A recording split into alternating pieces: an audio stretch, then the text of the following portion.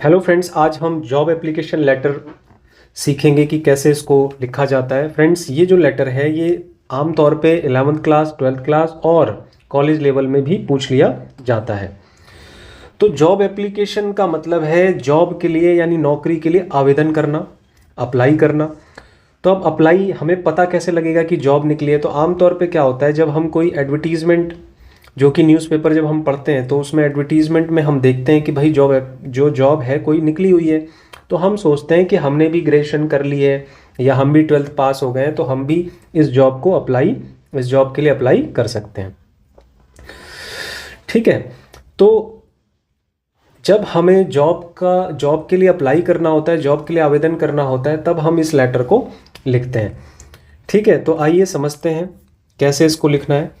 जैसे क्वेश्चन लिखा हुआ है, यू आर विजय, आप विजय हैं या फिर अनीता हैं।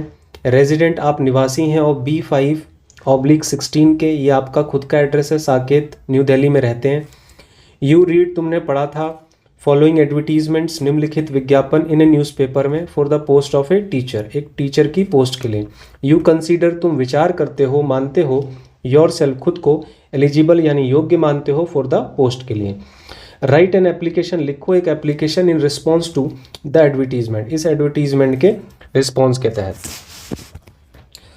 अब जब भी कोई लेटर आपको लिखना है तो सबसे पहले आपको खुद का पता लिखना होता है, सेल्फ एड्रेस लिखना होता है। तो आपको क्वेश्चन में देखो साफ साफ लिखा हुआ है आपका खुद का address B5/16 Saket new Delhi. तो आपने लिखा B5/16 साकेत न्यू दिल्ली। फिर एक लाइन का स्पेस छोड़ करके आपको डेट लिखनी है। डेट मतलब जैसे आज हम पत्र लिख रहे हैं तो आज की डेट होगी, जैसे अभी 2024 चल रहा है तो हम यहाँ पे 24 लिख देंगे। फिर एक लाइन छोड़ेंगे। अब क्योंकि ये हम पोस्ट किस चीज़ की है, टीचर की है, तो टीचर की जब पोस्ट होगी तो हम अप्लाई कहाँ करेंगे? या तो स्कूल में ही करेंगे आमतौर पे। तो जाहिर सी बात है हम किसको आवेदन कर रहे हैं? प्रिंसिपल को करेंगे। तो हम इसलिए लिखेंगे the principal, Tinu public school और न्यू दिल्ली। ठीक है, फिर उसके बाद एक लाइन छोड़ के सब्जेक्ट लिखेंगे। सब्जेक्ट में क्या है? Application for the post of teacher. तो टीचर की पोस्ट के लिए था तो हमने ये लिख दिया application for the post of teacher. फिर एक लाइन छोड़ के आप सर लिखेंगे, कोमा शो करेंगे।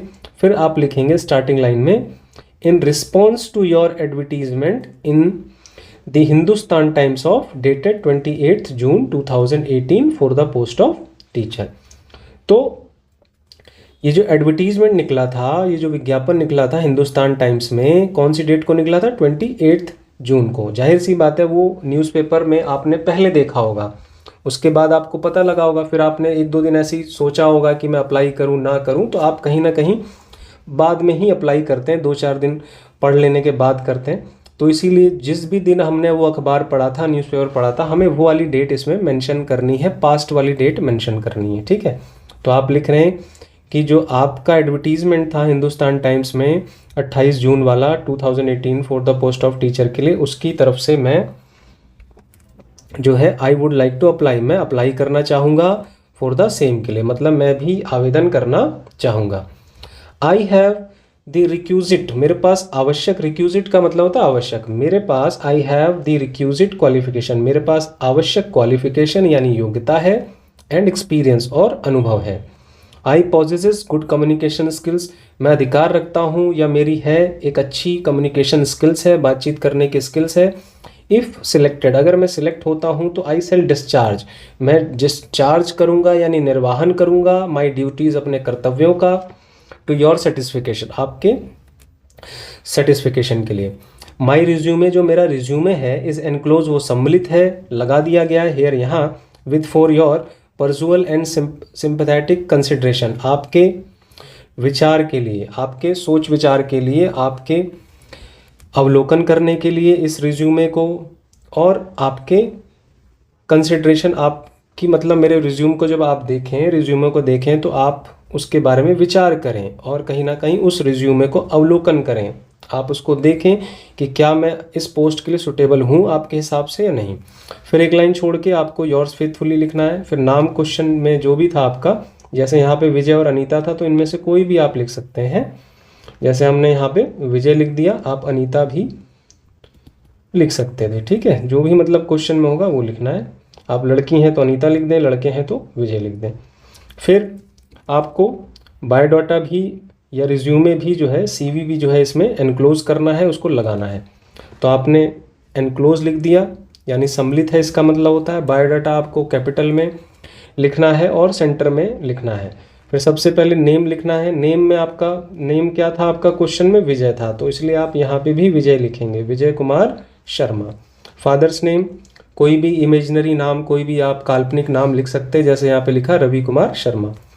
एड्रेस में जो भी आपका सेल्फ एड्रेस क्वेश्चन में था वही लिखेंगे, जैसे यहाँ पे था B516 साकेत न्यू दिल्ली, तो आप ये ही लिखेंगे यहाँ पर, B516 साकेत न्यू दिल्ली 17।